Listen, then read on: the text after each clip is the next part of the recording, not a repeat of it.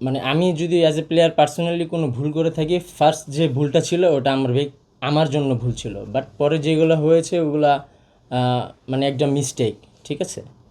তো ওইগুলো আমি ইয়েতে নিয়ে তাও ওইগুলো আমার কেরিয়ারে প্রভাব ফেলছে বিধায় আমি আজকে ব্যাকফুটে।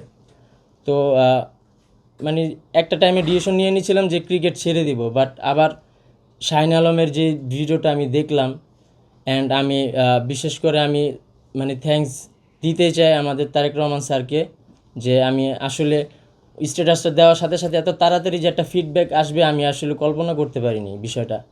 তো স্যারকে খুব থ্যাঙ্কস, অ্যান্ড আমিনুল ভাইকে থ্যাঙ্কস যে সাথে সাথে আর কি বিষয়টা রেসপন্স করার জন্য।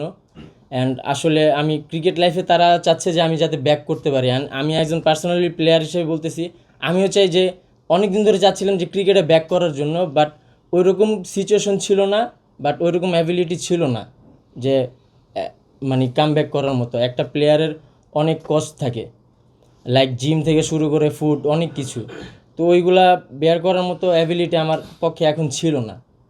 তো যার কারণে অনেক ডিসিশন নেগেটিভও নিয়ে নিয়েছিলাম। তো দেন শাহিন আলমের যে ভিডিওটা আমার সামনে আসে, তো আমি ওইটা দেখে চিন্তা করলাম যে না, আমিও একটা স্ট্যাটাস দিই, হয়তো অবশ্যই আমার একটা ভালো রেসপন্স আসবে। আসলে কামব্যাক করার ইচ্ছা তো এভরি টাইম এভরি মুভমেন্টেই আছে, যদি না থাকতো তাহলে 19-20-এর যে সাসপেন্ড ছিলাম আমি 2 বছর, তারপর কামব্যাক করতে পারতাম না। আপনারা হয়তো খেয়াল করেছেন যে লাস্ট 22-23 আমি কিন্তু সব ঘরোয়া ক্রিকেটে খেলেছি বিপিএল সহ।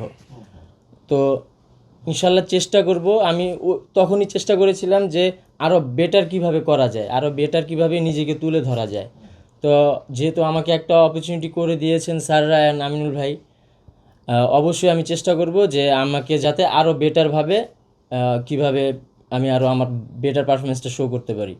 বাট অ্যান্ড তাদের কাছেও রিকোয়েস্ট থাকবে, বাট আমার যে কষ্টটা এটা যেন বিফলে না যায়, আমি যেন মিস ইউজ না হই, আমার পারফর্মটা যাতে কাউন্ট করা হয়। দেখা গেছে মানে অনেক ক্ষেত্রেই দেখা গেছে যে একটা প্লেয়ারকে নিতে চায় না, তার ব্যাকগ্রাউন্ড খারাপ থাকতে পারে, বাট সে তো এখন ভালো, এই জিনিসটা আমাদের বিবেচনায় থাকে না অনেক সময়, আমরা পাস্ট নিয়ে পড়ে থাকি। তো দেখা গেছে আমি কষ্ট করতেছি, আমি খাটতেছি, আমি চেষ্টা করব 100-100 যে নিজেকে কীভাবে আরও ভালোভাবে তুলে ধরা যায়। না, আসলে আমি স্পেসিফিকভাবে বিসিবিকে ওরকমভাবে কোনো কিছু বলিনি, ঠিক আছে। আমি বিসিবির 2-1জনকে বলেছিলাম যাদের সাথে নাকি আমার সম্পর্ক একদম হার্ড টাচ এরকম আর কি। তো আমি বিসিবিকে স্পেসিফিকভাবে বলিনি, অবশ্যই হয়তো বললে হয়তো অবশ্যই অ্যাজ এ প্লেয়ার আমাকে করতো তারা, বাট আমি বিসিবিকে স্পেসিফিকভাবে ওরকম কিছু বলিনি বা করিনি। আমি জাস্ট তারেক রহমান স্যারের উদ্দেশ্যে একটা স্ট্যাটাস দিয়েছি। আমি বিশ্বাস মানে করতেছিলাম তখনও পর্যন্ত যে স্যারের কাছ থেকে আমার একটা পজিটিভ ফিডব্যাক আসবেই। তো দ্যাটস ওয়াই আর কি এই ডিসিশনটা নেওয়া।